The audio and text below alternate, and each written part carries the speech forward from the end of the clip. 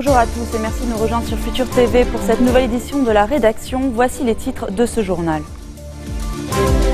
Un an jour pour jour après l'enlèvement des 25 militaires à Ersal, les familles dénoncent l'inaction du gouvernement.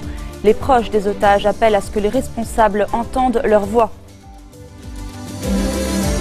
Attentat-suicide du Parti des travailleurs du Kurdistan contre une gendarmerie turque à Dogo-Bayazit. Bilan, 2 soldats turcs tués et 24 autres blessés. La colère est toujours très forte après la mort d'un bébé palestinien vendredi en Cisjordanie. Aucun suspect n'a encore été arrêté. Benjamin Netanyahou promet la tolérance zéro contre les auteurs de ces actes. Et dans ce journal, on ira aussi à Paris où des migrants ont investi l'annexe d'un lycée dans le 19e arrondissement.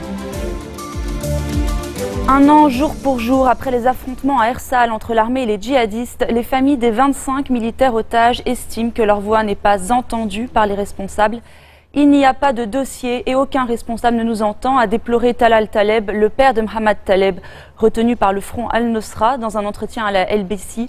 Le Premier ministre Tamam Salam a envoyé le secrétaire général du Haut Comité de secours, le général Mohamed Reer, pour rassurer les familles sur le sort de leurs proches. Enfin, des habitants de Ras Balbek dans la Bekaa ont manifesté ce dimanche pour exhorter l'État à libérer leur région de la présence de djihadistes. Le député Émile Ramé et l'évêque grec orthodoxe de Baalbek, Monseigneur Elas Rahal, ont notamment pris part à ce rassemblement. Et hier soir, les familles des 25 militaires, toujours aux mains du front Al-Nosra et du groupe État islamique, se sont rassemblées au centre-ville pour marquer l'anniversaire de la capture de leurs proches. En un an, 4 soldats ont été assassinés par les djihadistes et les familles assurent ne pas se sentir soutenues par le gouvernement. Chaque jour, j'entends que les soldats seront relâchés. Mais un an est passé. J'ai peur que les jours ne deviennent des années. Je suis très jeune et je ne comprends pas beaucoup les affaires des adultes. J'espère juste que mon père et ses amis pourront revenir.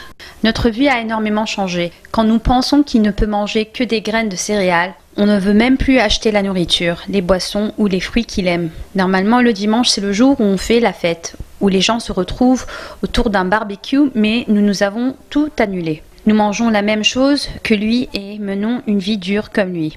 Je n'ai aucun espoir dans le gouvernement et le pays. Ils nous ont menés à la déprime.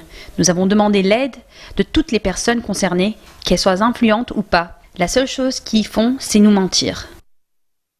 Des nouvelles à présent d'un autre enlèvement, celui des 8 rebelles syriens kidnappés mercredi par le front Al-Nosra. Le groupe djihadiste diffuse aujourd'hui une vidéo et affirme qu'elle montre la capture des insurgés. Devant la caméra, un des détenus présumés affirme avoir été recruté par les Américains à travers des intermédiaires. Il déclare également qu'un fusil d'assaut M16 et une somme d'argent ont été remis à ceux envoyés pour combattre le front Al-Nosra en Syrie. C'est l'Observatoire syrien des droits de l'homme qui avait rapporté jeudi l'enlèvement de combattants entraînés par les États-Unis et entrés à la mi-juillet sur le territoire syrien. Une information encore démentie par Washington. En Turquie, 2 soldats turcs ont été tués et 24 autres blessés ce matin dans une attaque suicide du Parti des travailleurs du Kurdistan contre une gendarmerie de Dogu-Bayazit dans la région d'Agri, dans l'est de la Turquie. Un tracteur bourré d'explosifs a été précipité contre les locaux du poste de police. Et depuis la reprise des affrontements ouverts entre l'armée turque et la rébellion kurde, les civils font les frais des violences. Le président du Kurdistan irakien estime que les combattants du PKK doivent quitter la zone pour épargner les populations. Explication de Julie Chouteau.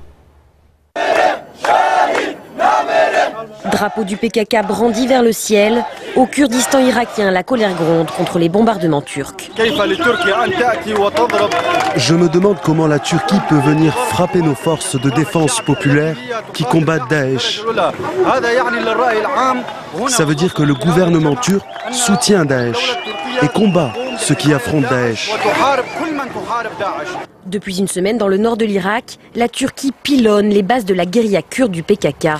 Selon les autorités turques, plusieurs centaines de combattants du Parti des travailleurs ont été tués. Le gouvernement de la région du Kurdistan d'Irak demande la fin de ces raids, dénonçant les dommages collatéraux. Des civils irakiens auraient perdu la vie. Le président Barzani demande aussi le départ des combattants du PKK. Le PKK doit éloigner son champ de bataille de la région du Kurdistan irakien pour que les civils ne deviennent pas des victimes de cette guerre. Le Kurdistan irakien entretient de bonnes relations avec le président turc Erdogan grâce à d'importants échanges commerciaux. En revanche, une rivalité subsiste entre Kurdes irakiens et Kurdes turcs du PKK, sur qui sera le plus légitime pour être le leader d'une population kurde pour l'instant morcelée. Des tensions qui ne les empêchent pas de se rassembler contre l'ennemi commun, l'organisation État islamique. Combattants du PKK et Peshmerga, les miliciens kurdes irakiens, marchent côte à côte dans leur combat contre les djihadistes. La colère ne descend pas après la mort d'un bébé palestinien brûlé vif vendredi dans un incendie provoqué par des extrémistes juifs. De nouveaux heurts ont éclaté ce dimanche à Jérusalem sur l'esplanade des mosquées entre Palestiniens et forces israéliennes.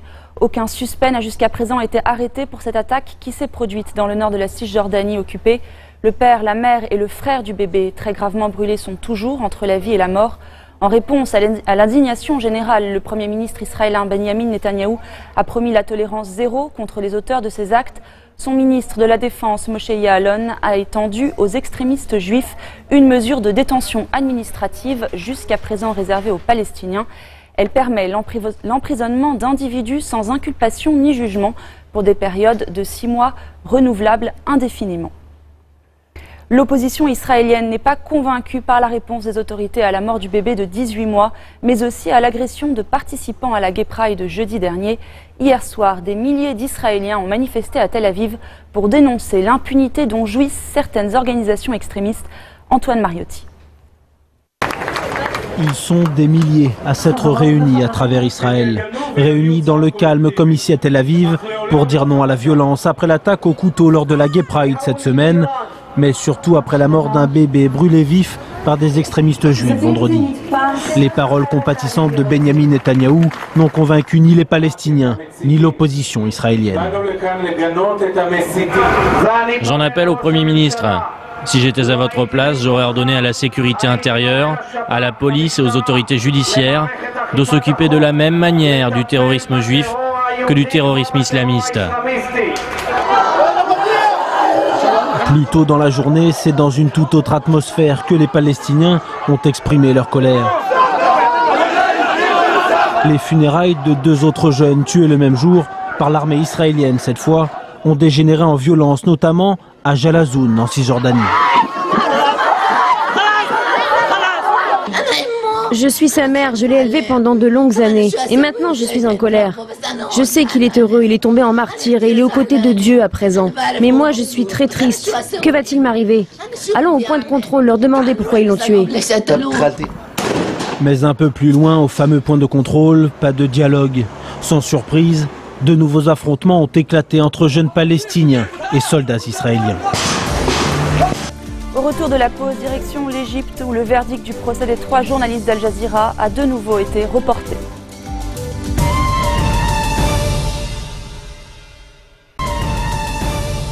En Égypte, le verdict du procès des 3 journalistes d'Al Jazeera est à nouveau reporté. La raison avancée est l'état de santé du juge. Mais durant l'audience, un autre juge a indiqué que certains co-accusés n'avaient pas pu être transférés au tribunal. Arrêtés en décembre 2013, l'Australien Peter Grest, le Canadien Mohamed Fahmy et l'Égyptien Baher Mohamed sont accusés d'avoir diffusé de fausses informations pour soutenir les frères musulmans. Leur première condamnation à des peines allant jusqu'à 10 ans de prison avait provoqué un tollé international.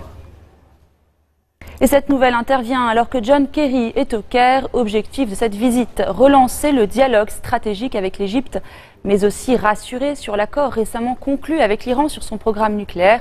Accord qui pourrait sans doute, comme l'a déclaré Kerry, face à son homologue égyptien, rendre le Moyen-Orient plus sûr. Le secrétaire d'État américain doit encore s'entretenir avec le président égyptien Abdel Fattah al-Sisi avant de s'envoler ce soir pour le Qatar. Le problème des migrants est une priorité absolue de Paris et de Londres. Déclaration conjointe du ministre français de l'Intérieur Bernard Cazeneuve et de son homologue britannique David Cameron dans le quotidien français, le journal du dimanche. Quelques 200 individus ont encore tenté hier soir de pénétrer dans le tunnel sous la Manche qui relie la France à la Grande-Bretagne.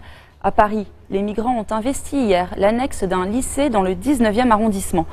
Julien Mounser. Au cœur des vacances scolaires, cette cour de récré est anormalement animée. Ce ne sont pas des lycéens qui jouent au football, mais des migrants qui y ont trouvé refuge. Vendredi soir, ils ont escaladé les grilles et pris possession du lieu inoccupé pendant l'été. Parmi eux, Nassir, un jeune Soudanais de 20 ans. Il a fui une région en guerre, le Darfour, et veut rejoindre la Grande-Bretagne pour finir ses études. Seul, il est arrivé en France il y a 3 jours et déjà ses rêves semblent s'assombrir. Je suis venu ici pour avoir une vie meilleure. Mais là, je vois que la situation est très mauvaise. Dans le passé, je le croyais quand on me disait que la vie en Europe était bonne. Mais je suis venu ici, en France, et je vis dans la rue. Il fait froid. C'est dur pour moi.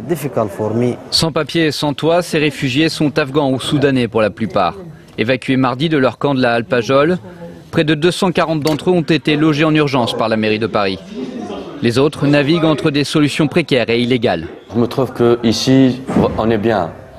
On ne bouge pas d'ici, on reste ici et voilà, il y a tout. T'as des chambres pour tout le monde, t'as des toilettes, il y a de l'eau, il y a de la lumière, tout ça. Ouais. Voilà, c'est bien. Pour ceux qui les soutiennent, le problème n'est pas qu'une question de place. Le mois dernier, la préfecture a annoncé avoir logé plus de 1000 migrants. Certains pourtant se disent mal accueillis et ont choisi de revenir. Certains hébergements sont bons, d'autres ne le sont pas du tout, puisqu'ils ne sont pas adaptés au public qu'ils accueillent. Le fait est que l'État et la mairie ne mettent pas les moyens pour répondre aux besoins de ces publics en termes de suivi juridique, en termes de suivi sanitaire, en termes d'accès à la langue. En attendant une solution viable, ils espèrent tenir la place jusqu'à la réouverture du lycée le 26 août. La mairie, elle, négocie et souhaite l'évacuation du site bien avant, évoquant des travaux dans l'établissement. Le bras de fer est engagé.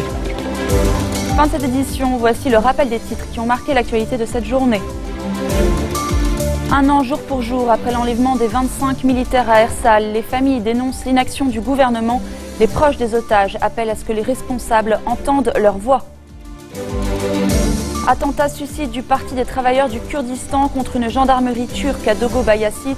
Bilan 2 soldats turcs tués et 24 autres blessés.